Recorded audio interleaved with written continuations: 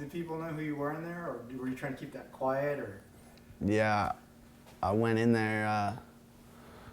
I went in there trying to think I was gonna keep it quiet. You know, no one would know. I cut my hair off. I don't even really look the same, so I thought it'd be easy. But I didn't really have any paperwork to say like what my charges were, and that's a big thing because I didn't come from court. I came off the street, and fortunately, I had the cycle news that I got that said all my charges right in it. So I used that to show the guy what my charges are, and I was telling him like, yeah, now you know my charges.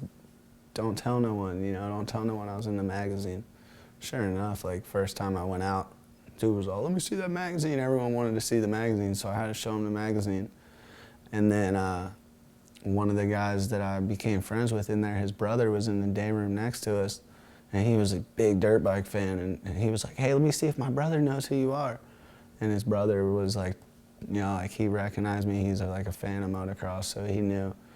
It kind of spread after that. Like, I mean, I turned into JLaw. Everyone called me JLaw.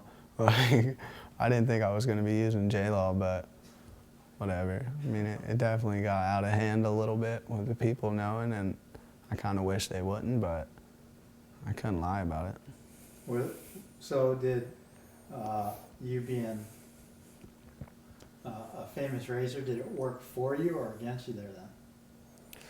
You know, I don't know. I would say it probably worked for me. It could have worked against me if the people weren't as cool as they were, you know. But there was people that knew my deal and knew I was trying to get out to race, and they would never put me in a position where I was doing something to try and get in trouble. And if anything, if they saw me doing something, everyone would be like, dude, what are you doing? You're about to get out, you know? I was like, all right, good looking. So were you doing push-ups and pull-ups in your cell, or yeah, how'd you stay in shape? No Looks pull-ups. Like I got some push-ups in for sure. Did a few push-ups, but not really much to be in shape. No cardio shape whatsoever, but something to kill the time, you know, almost makes you feel good about yourself. Get some push-ups out of the way. You got time. You got any homemade tattoos now? No. Getting tattoos in there is sketchy. So, okay, so you've been away for 4 months. One of the times I talked to Dang after he'd seen you, he's like, dude, he's doing so rad. He's like, had all this time to think, and he's like, had all these realizations. I mean, so while you were away, did you have any epiphanies of any sort, or realization? I mean, I realized how good my life is after meeting all these other people, seeing all like the little things that they're so grateful for that before I was like, you know, you're supposed to have that. That's nothing. And now I realize how bad life could be, you know. But I mean, I know I got a good situation and I still got a chance to do it right. So all in all, I mean, I think it was a good experience.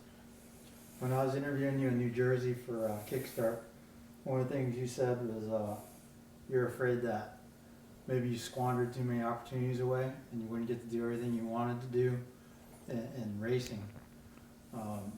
Is your attitude different now that you're out? Like, are you going to take things with a different approach? Yeah, I mean, like what I was saying in New Jersey, that was because obviously I was getting real close to going and I was counting down the days, but I mean, I realized it then. I mean, it was a little too late to really do too much about it, but I mean, one of the biggest things for me was I thought the whole team thing was done, you know, like I kind of always wanted to have a team, and then I finally got it going last year, and then I went, and I mean, it was unfortunate because when this happened was so long ago, you know, like way before. I mean, this was done like right after Redbud in '08 when it happened, so it's kind of just been hanging there, and I knew at one time I was going to have to pay for it, you know, eventually I'm going to have to go to jail.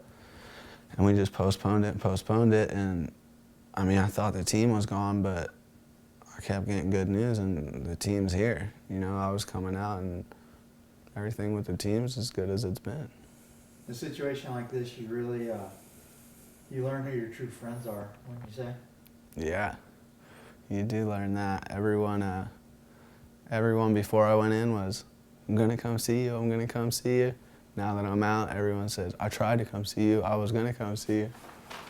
So yeah, you know, I know who's cool, I know who's not cool. there's not a lot of people that are cool, but there's a lot of people that want to act like they're homies and they're not, so I don't know. I mean, that's just one more thing that was pretty good about the situation. Got to see who's in it for whatever they can get out of it or who actually is a friend.